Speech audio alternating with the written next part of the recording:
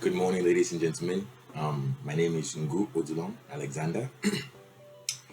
Today, we're going to do a really quick episode exploring the definition of progress, of innovation, of advancement. The purpose of this quick exploration is because I want to dispel some misconceptions that I believe have been sort of accepted as universal truths in our society today. And one of those is progress, right? And what we define progress to be, right? Welcome to the Good School, to the Prison Good Show, and today we're going to be exploring the definition of innovation, the definition of advancement.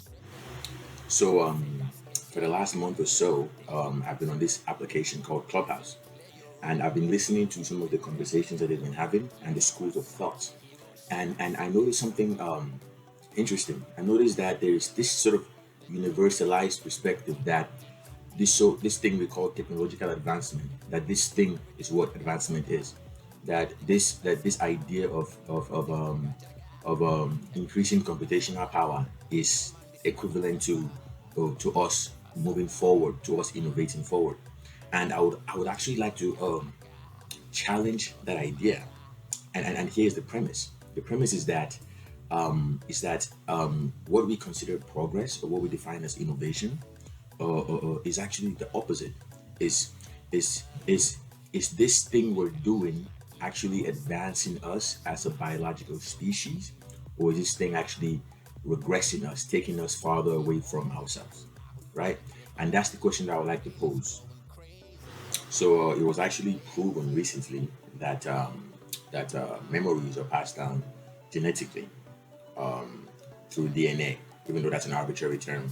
But memories are passed down genetically. So essentially, this is something that we already knew as Africans. But now, this now opens a can of worms for us to ask the question: or if memories are passed down genetically, what does that mean?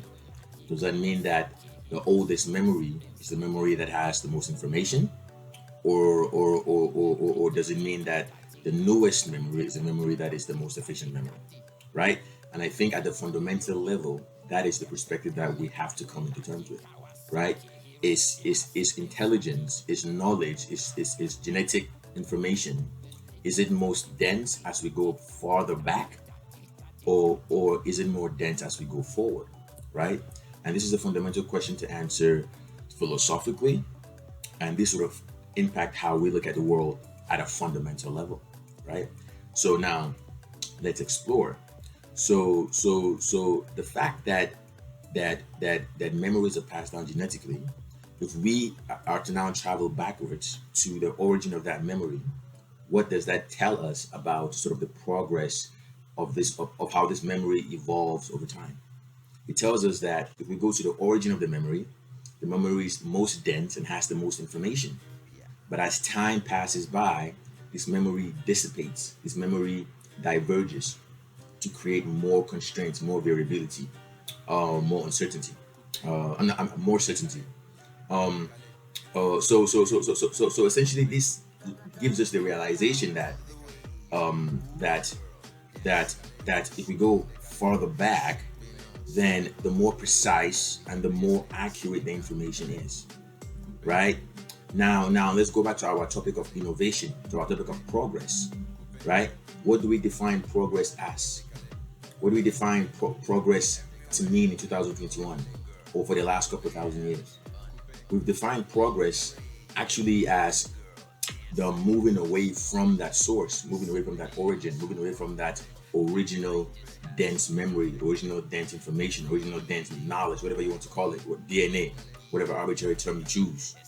Um, so now this goes to my perspective, which is claiming that we're actually regressing backwards, and we're actually not being innovative, or advancing. We're actually regressing, and we're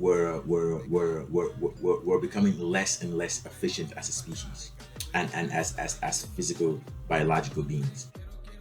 I'm going to use the realm of academia as an example, right? So if we go backwards, you'll see that a lot of the scholars in the past were scholars that sort of studied everything. There was no predefined a field of study.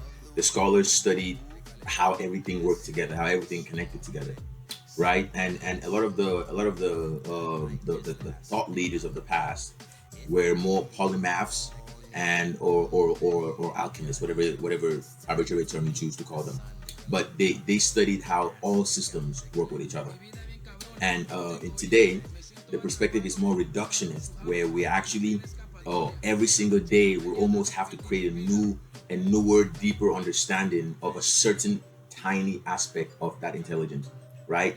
Our perspective today is very reductionist, where we have to segment everything into little pieces before we can understand it. And this reductionist perspective goes completely opposite to the deductive perspective, where we understand how everything works, and then now we just apply that algorithm to decipher all the individual systems by themselves, right? So right now is a it's a conflict between the reductionist and the deductionist. It's a conflict between progression and regression, right? And it's interesting because the misconception here has been the complete opposite. What we think we're When we think we're advancing, we're actually regressing, right? And that is what I wanted to really go into today. Is that what we consider innovation is not innovation, it's regression. This thing called technological advancement, where we're trying to make these metal computers faster, we're trying to increase our ability to create capital wealth. That's regression. We're not progressing, we're regressing. We're becoming more and more reductionist. Thus, we have to constrain more, which is why certainty goes up. But as we go backward, uncertainty becomes maximum. It becomes maximum. We get most uncertainty, which means most information, most dense knowledge, right? And the implications of this are massive, right? Because our entire world has been running for a couple thousand years based on the philosophy that advancement meant reduction, right? And that has to change today. Here's an example that we will all understand. So, in a family of a mother, father, and children, when the mother cooks, and or the father, whoever cooks, the whole family gets to eat, right? But now let's say that the mother delegated the cooking and the feeding of the family to the youngest child in the family, right? What are the chances that that child will just feed themselves because they haven't matured yet to understand that everyone should eat together in the family, right? And that is where we are today. We have had the youngest perspective, the youngest child, the youngest civilization, the youngest school of thought. We've had them. We've given them the keys to the kitchen, and we expect them to be fair and to feed the whole family when they cook, right? But we have seen for a couple thousand years that has not been the case. This perspective is a reductionist perspective, right? It's a perspective that is not universalized. The philosophy itself is a philosophy that leads to things like capitalism, for example, where we have a perception that we have to compete and fight for us to survive. But the reality of it is that if the mother had cooked the food, the whole family would eat. But because the youngest child has to cook the food, he thinks he has to compete with his siblings, so he hoards the food to himself, right? And this is philosophically what has been going on for a couple thousand years, right? So for us to be able to get to the point of understanding, we have to understand what innovation is. We have to understand what advancement is. We have to understand what progress is. Progress is not linked to us creating material things. Progress is not linked to us making our computers faster. Progress is not linked to us printing more paper money out by killing more trees. Progress comes from the opposite side. Progress comes from us reconnecting to that original knowledge, the densest knowledge, the knowledge of the grandmother, of the great grandfather, the knowledge that the wisdom that cannot be passed down, that can only be passed down from them. The wisdom that the youngest child would never know until they are told, until they are taught, by their grandmother, their mother, their great grandmother, their great grandfather. So this is the dichotomy of the philosophy that we have today, is that we think that we are going forward, we are advancing, but in fact we are regressing, and we are regressing, and it's time to change, because this direction is not a sustainable direction, right? And an example is, it's very simple. Here's an example. An example is, we've actually allowed this philosophy to run our world, and we've seen that we made a big mistake, right? Look at today. We're complaining about climate change. We're complaining about the environment. We're complaining about health problems. We're complaining about societal problems. There's a global crisis, and this global crisis comes from the fact that we've been following the wrong fundamental philosophy of how the universe works. And this is what we all have to come to terms with. We are not progressing, we are not advancing, we are regressing. And for us to go back to the point where we become whole again, we have to get rid of that philosophical perspective. And what does that mean on a societal level? It means that the oldest people on the planet have to make the decisions about the future of the planet, not the youngest.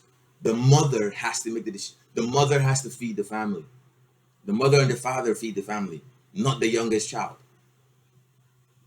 And that is what we have to come to terms with, guys. Thank you guys very much. My name is Ngu Ojulong Alexander. I'm the founder of the New Globe Utopia, the Ngu School. I'm the author of the book, The Ngu Theory and Intelligent Systems. Thank you for watching, and I'll see you soon. Bye.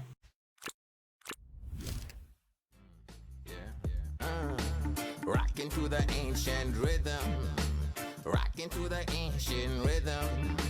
Love is my religion, love is my addiction.